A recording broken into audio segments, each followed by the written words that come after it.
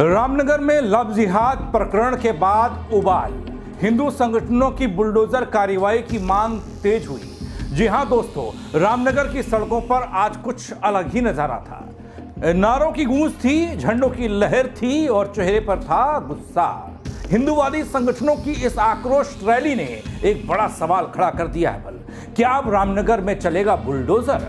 आखिर किस घटना ने इतना उबाल ला दिया, जनसैलाब खड़ा कर दिया सड़क पर, और क्यों उठ रही है सख्त कार्रवाई की मांग? इस पूरे घटनाक्रम को बताने के लिए आया हूं दोस्तों कि मामला है क्या और क्यों उठ रही है बुलडोजर एक्शन वाली मांग। नमस्कार, पहला मैं पंकज रौतेला, आप देख रहे हैं उत्तराखंड न्यूज। दोस्तों, अभी आपने देखा होगा पेपर लीक कांड के मास्टरमाइंड खालिद मलिक के अतिक्रमण कर बनाई गई संपत्ति पर बुलडोजर की कार्रवाई को अंजाम दिया गया है।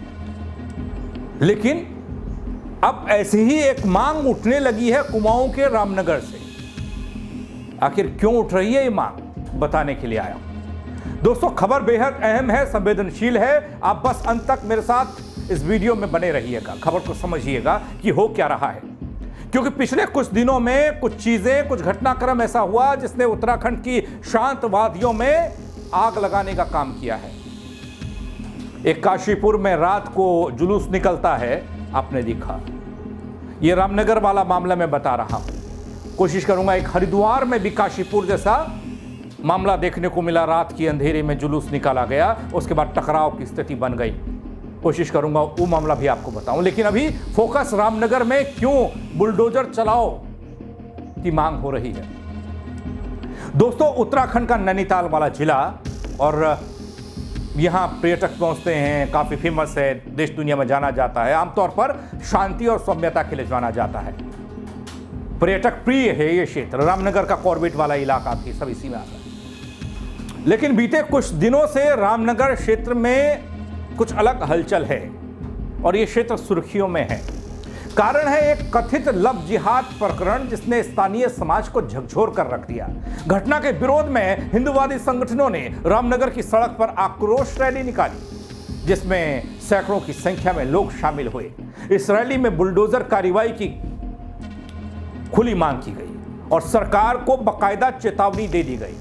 चलाया जा रहा द केरला स्टोरी की तरह रामनगर में घटना हुई है। मुस्लिम समुदाय की लड़की हिंदू समुदाय के बुर्का बनाकर और फिर किसी उसकी दोस्ती कराकर तो सेम केरला स्टोरी घटना घटी। तो लोगों में आक्रोश है। लव जिहाद को लेकर जन जागरण अभियान निकाला जा रहा है और माननीय मुख्यमंत्री धामी जी से मांग की जा रही है कि बुलडोजर की कार्रवाई हो। एक बार इन जिहादियों पर बुलडोजर चल गया तो नाबालिग बच्चों की जो सुरक्षा अपने आप हो जाएगी। स्कूलों में, कॉलेजों में निगरानी रखने के लिए कहा गया है। जन जागरूकता अभियान लगातार चल रहा है और जो एक गिरोह है इसके गिरोह का खुलासा होना चाहिए। इस खुलासे की मांग को लेकर आज लोग।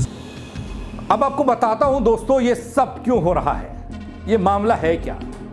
जो खबरें छनकर आई, निकल कर आई दोस्तों, उसके अनुसार बीते हफ्ते रामनगर में एक हिंदू नाबालिग किशोरी को गुमराह किया गया, एक बच्ची को। उसके साथ आपत्तिजनक कृत्य करने का आरोप है, वो एक मुस्लिम युवक पर। यह मामला सामने आते ही स्थानीय जनमानस जो है वो जबरदस्त नाराज हो गया।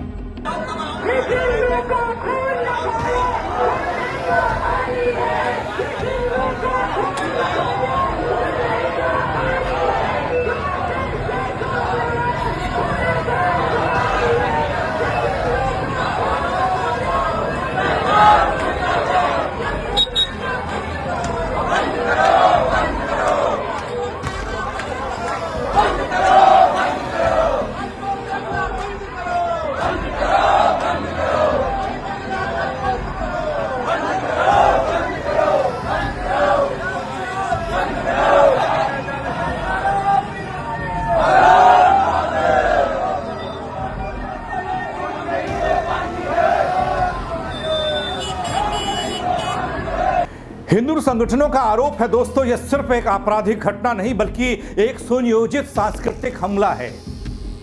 हिंदूवादी प्रदर्शनकारी लोग कहते हैं कि रामनगर के अंदर लगातार ऐसे मामले सामने आ रहे हैं। यह हमारी उत्तराखंड की संस्कृति और वही रामनगर और नैनीताल की संस्कृति, समाज पर सीधा हमला हो रहा है। आंदोलनकारी कहते हैं, मुख्यमंत्री से मांग करते हैं कि आरोपी के घर पर बुलडोजर चलाया जाए। इससे एक बड़ा संदेश जाएगा। दोस्तों, शुक्रवार को निकाली गई इस जन जागरण रैली में छोटे बच्चे भी शामिल थे, महिलाएं शामिल थी, युवा और बुजुर्ग तक शामिल थे। रैली की शुरुआत पीएनजीपीजी महाविद्यालय से हुई। यह मुख्य बाजार है।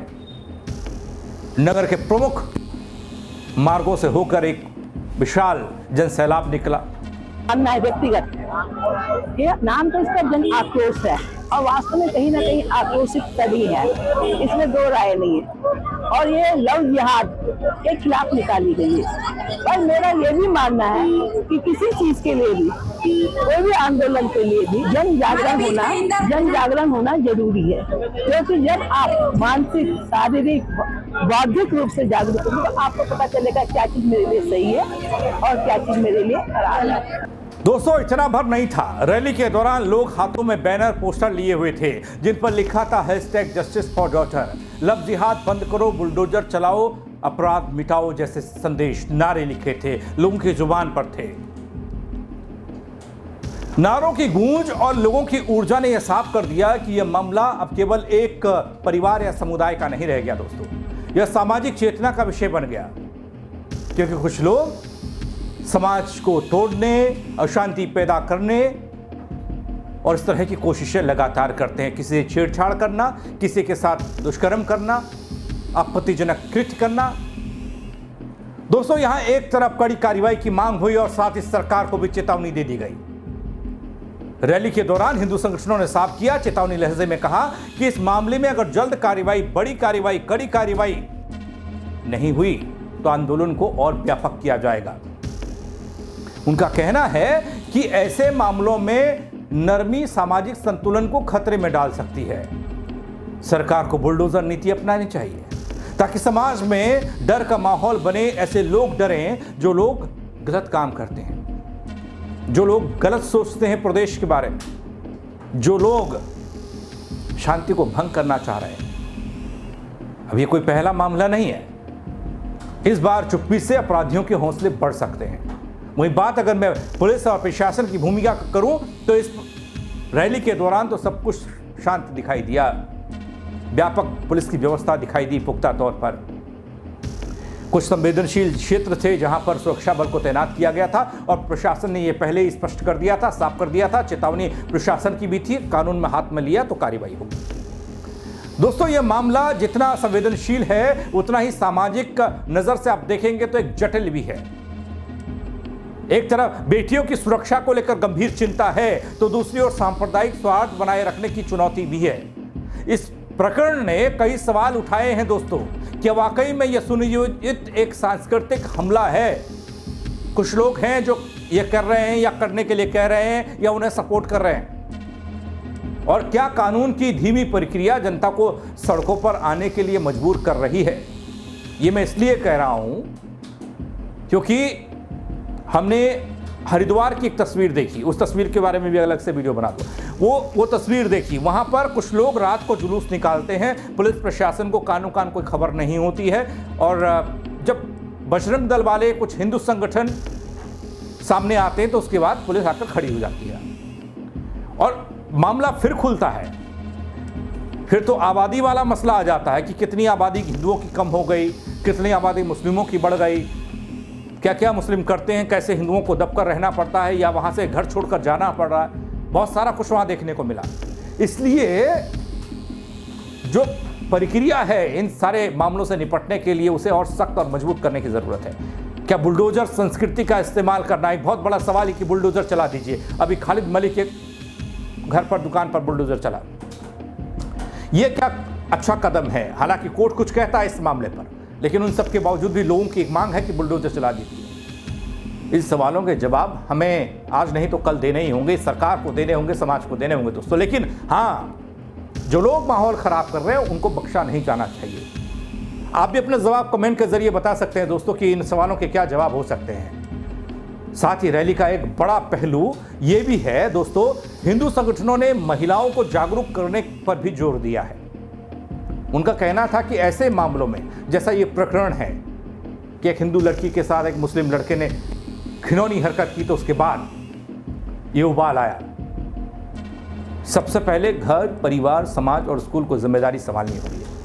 इस तरह की घटनाओं को रोकने के लिए सांस्कृतिक सामाजिक शिक्षा भी उतनी ही ज़रूरी है जितना ये प्रदर्शन, ये हल्ला, ये बुलडोज़र की कार्रवाई और समाज तोड़ने वालों को लेकर चिंता। दोस्तों, जब हम अपने उत्तराखंड में बढ़ती ऐसी घटनाओं पर बात करते हैं, रामनगर का यह प्रकरण हमारे सामने आता है, सिर्फ एक केस नहीं होता है बल्कि सामाजिक संतुलन और सरकार की नीतियों की परीक्षा बन जाता है। और यह भी है कि अगर समय रहते इंसाफ नहीं हुआ, न्याय नहीं हुआ, तो ये घटनाएं बढ़ती जाएंगी लगातार और यह आक्रोश भी बढ़ेगा जो आप देख रहे हैं रामनगर की सड़कों पर। यह व्यापक होगा। सरकार के सामने दो ही विकल्प दिखते हैं दोस्तों।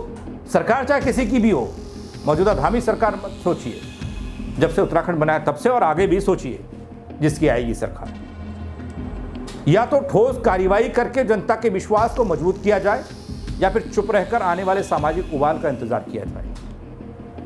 जनता अब केवल आश्वासन नहीं, एक्शन चाहती है। ऐसा हमें कुछ पेपर लीक मामले में देखने को मिल रहा है।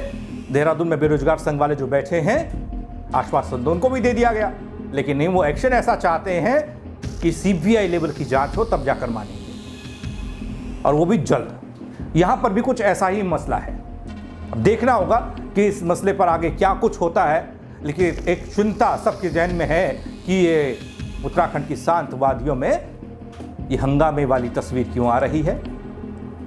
आप कमेंट करके मुझे बताइएगा दोस्तों।